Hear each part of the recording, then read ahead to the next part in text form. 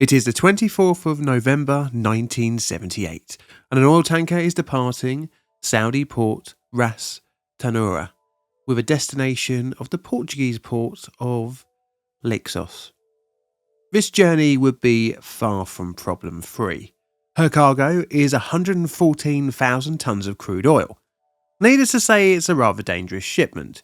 Carrying oil always has some inherent danger for both life and the environment if things take a little turn south. The ship would incur issues. Plans were thrown out when at Lixos, a ran-aground vessel closed the port. The ship would then be redirected to an oil terminal on the southern tip of Ireland in County Cork on an island named Whiddy Island. One of Ireland's worst industrial disasters would unfold there. Today we're looking at the Whiddy Island disaster or the Betelguese explosion. Today's video wouldn't have been possible if it wasn't for my Patreon, YouTube and Ko-fi members.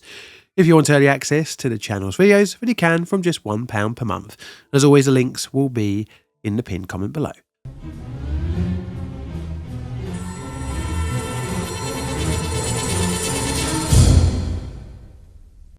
I've always been fascinated with Irish history. You may not know this, but I have dual citizenship of both the UK and ROI. Is Sasnach agus Ernach is as Sligoch do Tailach Morha agus Librian Gwelga Lema Antin Ach Mogwelga Nime. Sorry for butchering the language there, but hey, RTE if you're looking for some awful cartoons and a disembodied voice for some history/disaster shows, my door is always open. And don't worry, there won't be much more Irish speaking during this video for me to butcher. Oh, I did miss the intro though, so here it goes. Jonas Anamdom, Agus Vulture, go plainly difficult. Whiddy Island. This is Bantry Bay. It's on the southern coast of the island of Ireland, in County Cork. The bay has a couple of islands, but for today we're only really focusing on Whiddy Island.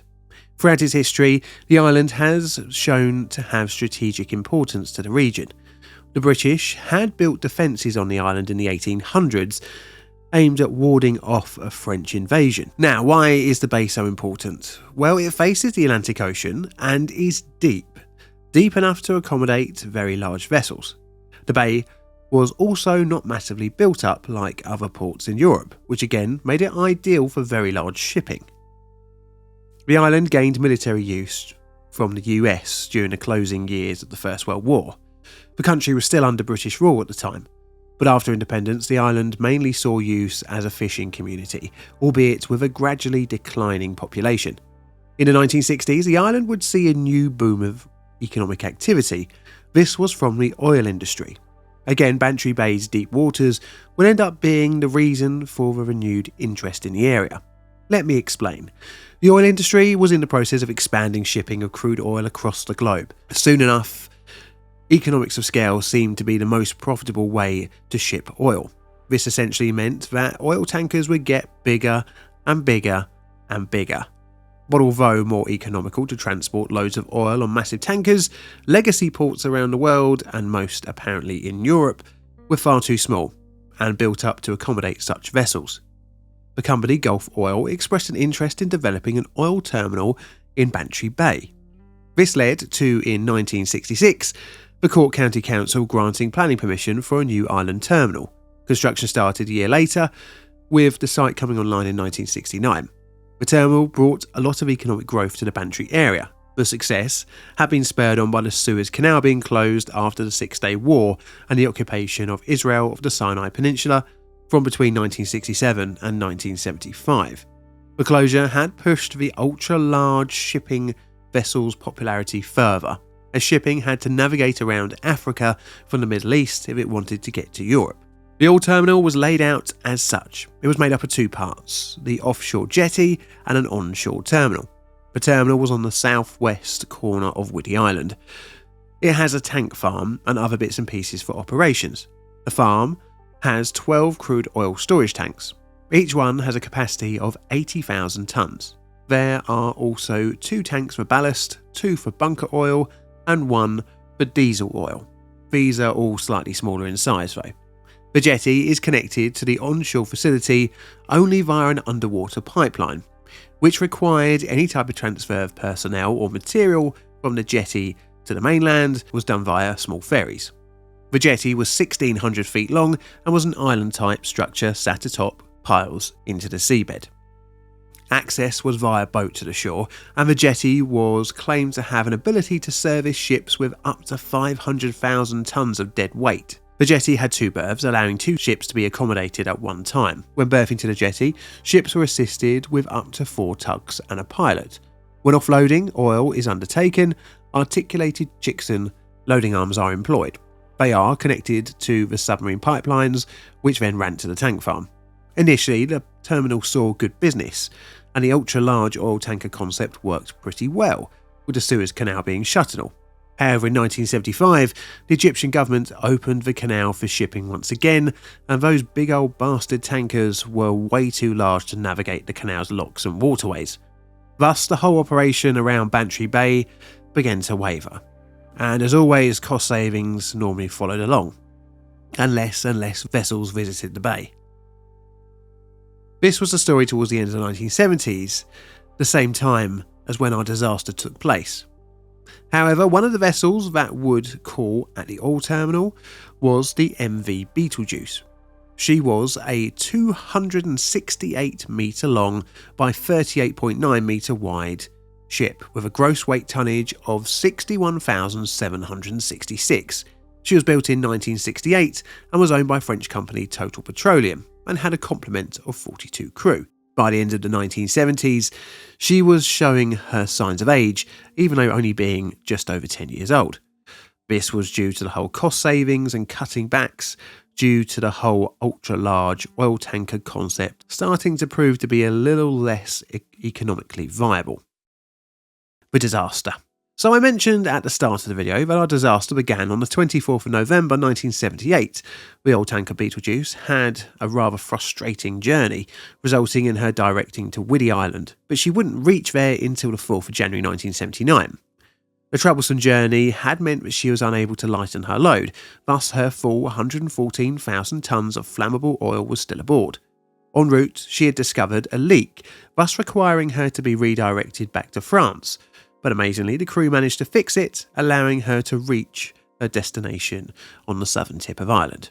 The jetty at her arrival in the morning was occupied by the Betelgeuse's sister ship. As such, she wouldn't be able to dock until Saturday the 6th of January. A pilot was dispatched and assisted in berthing Betelgeuse. By 8 p.m. on the 6th of January, she was secured to the jetty. The discharge of her oil cargo began at 11:30 p.m. on the 6th. During this time, some of her crew went ashore.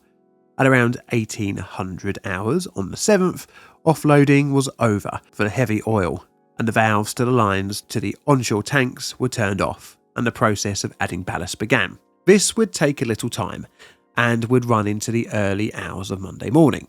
However, at around 12:30, a fire started around the front part of the Betelgeuse.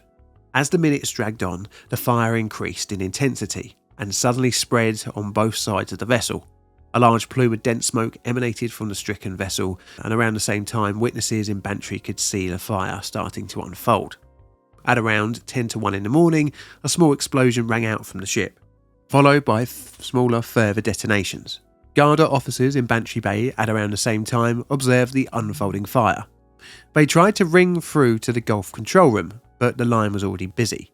The operator informed them that the company was aware of the fires. The Garda superintendent alerted the local fire officer, and the Bantry town fire siren was rung at around 1 a.m. At around the same time, a huge explosion erupted from the Betelgeuse's hull. The vessel was engulfed in a ball of fire, followed by further smaller explosions. Light from the main explosion had lit up the dark Bantry Bay. It was estimated that temperatures had soared to almost 1,000 degrees centigrade aboard the vessel as her remaining flammable cargo continued to ignite. The ship began to split in half, releasing flaming fuel out into the water. Although a hellish scene was being witnessed, local fire brigade members, along with firefighters from Skibberbreen and Dunmanway, rushed towards the oil terminal on Whiddy Island. Locals offered up their fishing boats to assist in sending over people to help fight the flames. You see, if the fire spread back across to the terminal, the entire tank farm was in danger of exploding. Firefighters and Gulf employees sprayed the oil storage tanks with water in an effort to prevent another explosion. As the Betelgeuse fire raged on, parts of the jetty began to collapse into the water. But although the firefighters' efforts were valiant and rather successful in preventing further explosions, their progress was hindered. The island's fire truck failed to start, along with some Land Rovers that Gulf had provided for emergency services. The fire would continue for around 12 hours after the explosion, until the Betelgeuse sank at her moorings, extinguishing most of the flames. However, her bow defiantly remained above the waterline, releasing toxic smoke for another 2 weeks. Witnesses had seen figures aboard the vessel launched into the water upon the explosions. The personnel from the jetty and the ship wouldn't be found until the site was made safe. At first, 24 bodies were recovered. Some had washed ashore on Whiddy Island. Others had to be recovered by guarded divers. In total, 50 died in the explosion.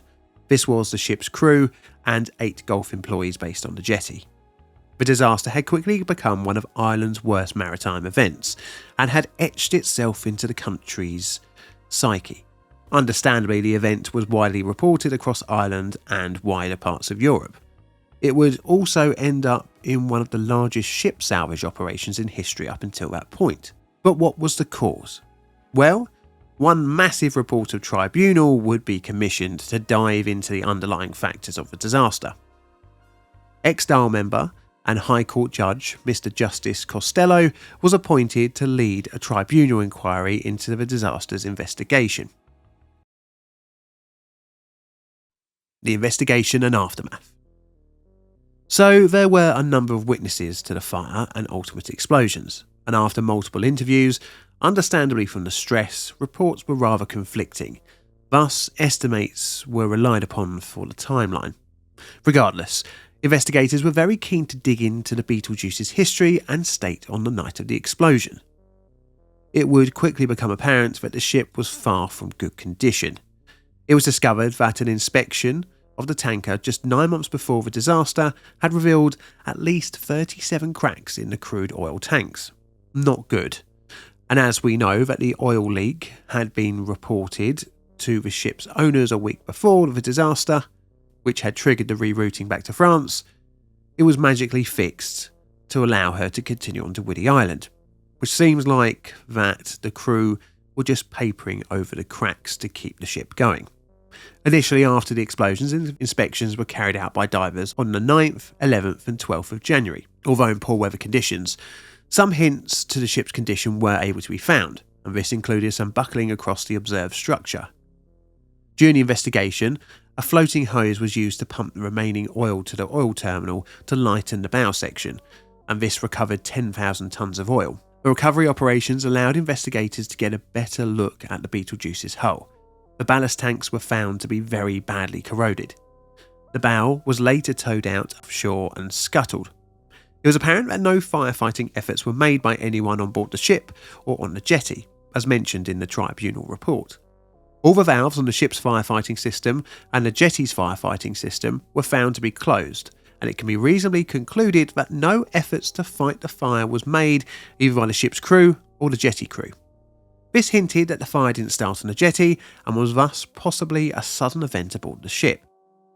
This was supported by the terrible state of the Betelgeuse, especially around its corroded ballast tanks. What's crazy was that the ship was just over a decade old, but she had been used and worked hard to within an inch of her life. This was due to the reducing economic viability of running the ultra-large crude oil carriers. The ship was structurally overloaded during its ballasting. It was estimated that the ballast tanks had been loaded to around 90% of their capacity in the number 2 to number 5 centre tanks, which had been weakened by progressive rusting around the sides and deck of the Betelgeuse. As ballast water was added, the ship's structure buckled around the 3rd or 4th tank area. This method of ballasting caused the buoyancy of the hull becoming uneven, which added stresses to the weakened ship. This ripped the ship's welds apart, which allowed flammable vapours to escape and make their way into the permanent ballast tanks. These vapours were then ignited by sparks being generated by the ship's buckling, which ultimately resulted in the initial fire. As the ship sank, more oil leaked out into the water, and the fire was able to spread to the number 5 and 6 oil tanks. Thus, the largest of the explosions occurred around 1 AM. The investigation placed the blame at the feet of the ship's owner, Total SA, who had basically allowed the death trap to continue working on the sea.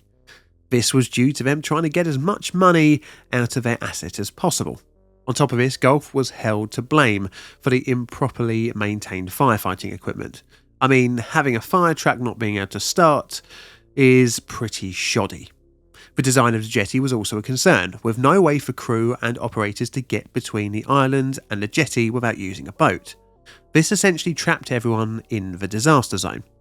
A fixed bridge or floating bridge would have saved lives, as they could have escaped the Betelguese and the jetty by foot. Now, the disaster cost Gulf over $120 million in the late 1970s. This included payouts to victims and the clean-up in the wake of the disaster. However, the company would not reopen the facility. Instead, the Irish government would take it over, turning it into the country's strategic oil reserve. An unloading buoy is now used for offloading oil tankers. So that's my video on the Bantry Bay Whiddy Island disaster. It's going to be a 4 on my disaster scale, and this is what I've got for my root cause analysis card. Do you agree? Let me know in the comments below. This is a Plainly Difficult production. All videos on the channel are Creative Commons Attribution Share Alike licensed. Plainly Difficult videos produced by me, John, in a currently very warm corner of southern London, UK. And all I have to say is thank you very much for watching, and Mr. Music, play us out please.